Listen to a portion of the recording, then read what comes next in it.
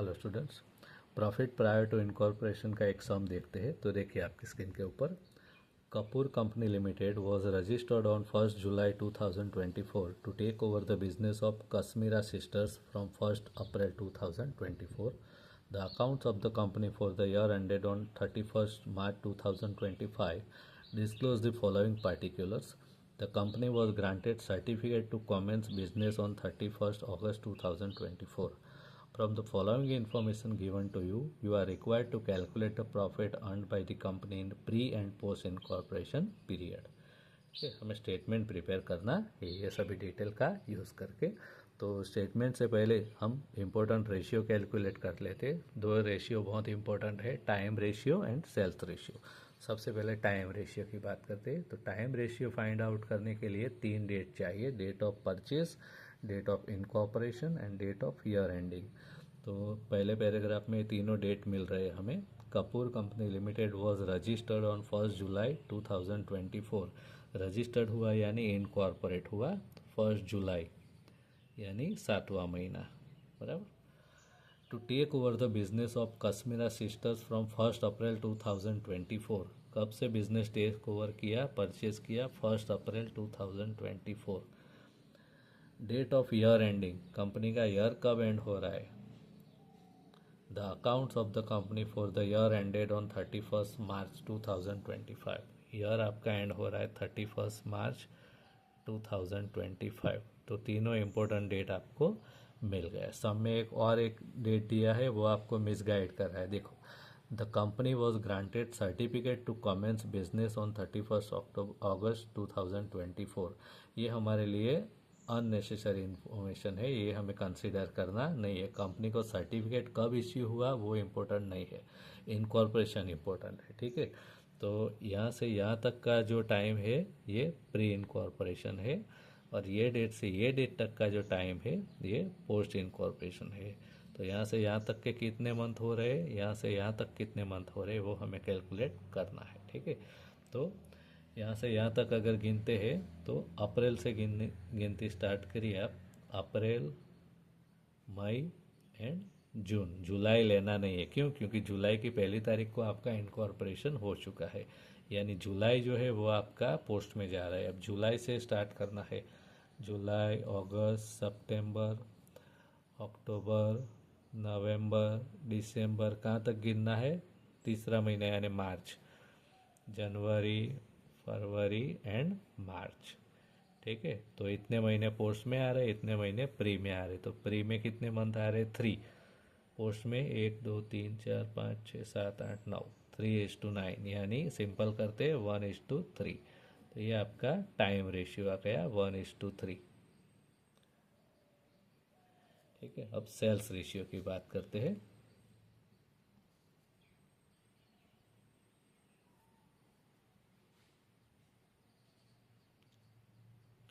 Sales ratio के बारे में देखो, पॉइंट नंबर 1 में बोला है, sales during the period 1st April 2024 to 31st March 2025 was ₹7,20,000. The trend of sales was as under: April and May, half the average sale in each month. August, September, October, average sale in each month. January, average sale. February, March, half the average sales in each month. यानी trend दिया गया है, sales दिया नहीं है। Trend दिया है तो हमें क्या करना पड़ेगा? सबसे पहले मंथ लिखना पड़ेगा। तो मंथ लिख लेते हैं। अप्रैल, अप्रैल से स्टार्ट करेंगे यार। मई, जून, जुलाई, अगस्त, सितंबर, अक्टूबर, नवंबर, दिसंबर, जैन, फेब एंड मार्च। तो ये आपके साल के 12 महीने हो गए। अब प्री में कितने मंथ है? 3 मंथ्स। ये जो 3 मंथ्स है वो प्री में है। ठीक है, बाकी के 9 मंथ जो है वो पोस्ट में है। ये आपका प्री, ये आपका पोस्ट पीरियड है। अब क्या बोला है? अप्रैल एंड में half the average sale in each month. सबसे पहले हमें एवरेज सेल कितना है वो सपोज करना पड़ेगा। सपोज एवरेज सेल कितना लेते हैं?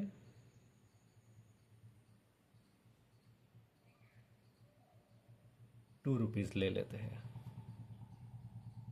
Per month. ठीक है, तो अब देखो अप्रैल एंड में half the average sale, April end मई में एवरेज सेल का हाफ यानी 1। अगस्त सितंबर अक्टूबर एवरेज सेल, अगस्त सितंबर अक्टूबर तीनों में एवरेज सेल हो रहा है। जनवरी एवरेज सेल 2। फरवरी March half of the average sale, फरवरी एंड मार्च एवरेज सेल का हाफ यानी आधा 1।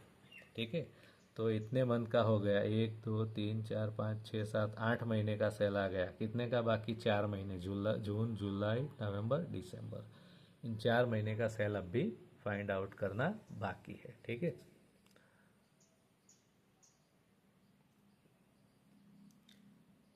तो अब क्या करेंगे, बाकी के मंथ का सेल कैसे ढूंढेंगे? तो इसके लिए क्या करेंगे, टोटल करेंगे। टोटल सेल्स ऑफ ईयर, पूरे साल का सेल कितना है? एक मंथ का सेल हमने कितना एज्यूम किया? ₹2। तो पूरे साल का कितना होगा? 12 मंथ इंटू ₹2 एवरेज। ठीक है, यानी ₹24 होगा। इसमें से 1 2 3 4 5 6 7 8 महीने का सेल मिल गया है हमें। टोटल सेल्स ऑफ 8 मंथ्स कहाँ से लाए? As given in the example. कितना टोटल हो रहा है? 1 और 1 2 4 6 8 10 11 12 हो रहा है। टोटल 24 होता है पूरे साल का, उसमें से 12 हो गए। अब बचे कितने? 12। ये जो है वो किसका सेल होगा? Total sales of remaining 4 months.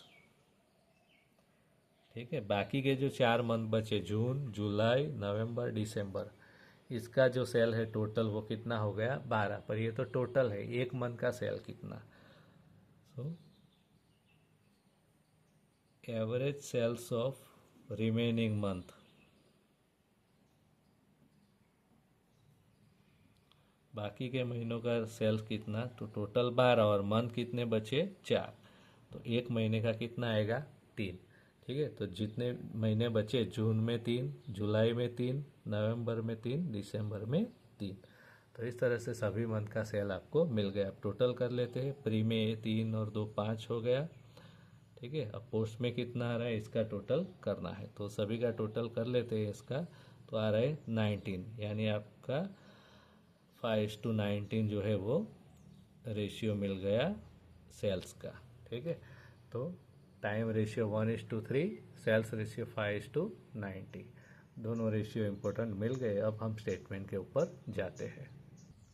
तो देखिए आपकी स्क्रीन के ऊपर स्टेटमेंट रेडी है। 1 बाय 1 सभी आइटम्स लेते जाते हैं। ग्रोस प्रॉफिट से स्टार्ट करेंगे। ठीक है, तो ग्रोस प्रॉफिट कितना है? तो ग्रोस प्रॉफिट के बारे में इंफॉर्मेशन दिया नहीं है, बट सीधा सीधा डायरेक्ट इन्फॉर्मेशन नहीं दिया है, बट जो हिंट दिया है उसका यूज़ करके हम ग्रोस प्रॉफिट फाइंड कर सकते हैं। Sales during the period 1 April 2024 to 31 March 2025 was ₹7,20,000। पूरे साल का सेल आपको दे दिया गया है 7,20,000। ठीक है, ये आपका हो गया टोटल सेल। अब इसमें से कॉस्ट ऑफ गुड सोल्ड दिया है 3,60,000।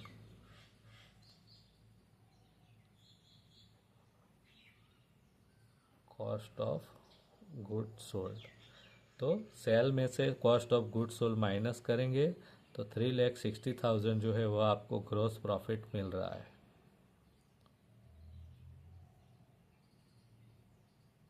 ठीक है, तो ग्रोस प्रॉफिट मिल गया 3,60,000। ग्रोस प्रॉफिट ऑलवेज सेल्स के हिसाब से डिवाइड होगा 5:19। तो सेल्स के हिसाब से अगर हम इसे डिवाइड करेंगे तो आपका आंसर आ रहा है 75,000 2,85,000 प्री एंड पोस्ट में। उसके बाद 1 बाय 1 लेते जाते हैं। सैलरी टाइम के हिसाब से होगा, यानी 1:3, यानी प्री में आएगा 3000, पोस्ट में आएगा 9000।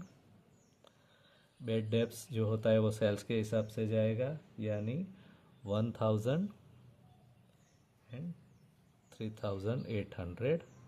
रेंट टाइम के हिसाब से जाएगा, रेंट का अमाउंट जो है 4800, 1:3 में जाएगा, यानी 1200, 3600। इंश्योरेंस भी टाइम के हिसाब से जाएगा, 6000 जो है वो, तो 1500, 4500। इलेक्ट्रिकल चार्जेस ये भी टाइम के हिसाब से जाएगा, तो 600 प्री में जाएगा, 1800 पोस्ट में जाएगा। कमीशन ऑन सेल जो है वो ऑलवेज सेल्स के हिसाब से जाएगा, तो सेल्स के हिसाब से इसे डिवाइड करेंगे तो 1500 प्री में, 5700 पोस्ट में जा रहा है। एडवर्टीजमेंट एक्सपेंसेस वो भी सेल्स के हिसाब से जाएगा, तो सेल्स के हिसाब से करेंगे तो 750 और 2850। डिस्काउंट ये भी सेल्स के हिसाब से जाएगा, 3000 प्री में, 11400 पोस्ट में जाएगा। ऑफिस एक्सपेंसेस जो है वो टाइम के हिसाब से जाएगा, तो 3800 प्री में आएगा, 11400 पोस्ट में जाएगा। कैरेज जो होता है वो ऑलवेज सेल्स के हिसाब से जाता है, तो 5:90 के हिसाब से जाएगा, 500 प्री में,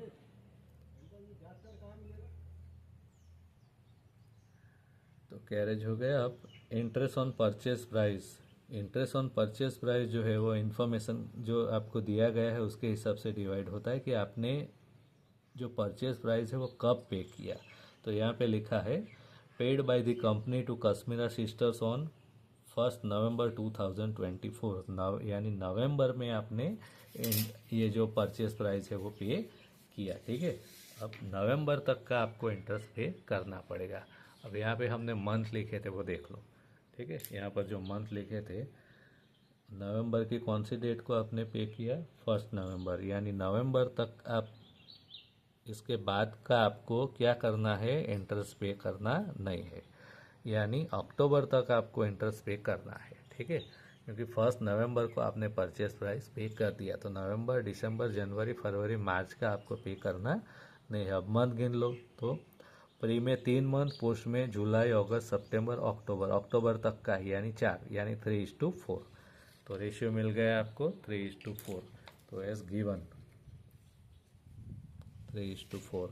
तो 3:4 के हिसाब से इसे डिवाइड करेंगे, तो आपका आंसर आ रहा है 1800 प्री में,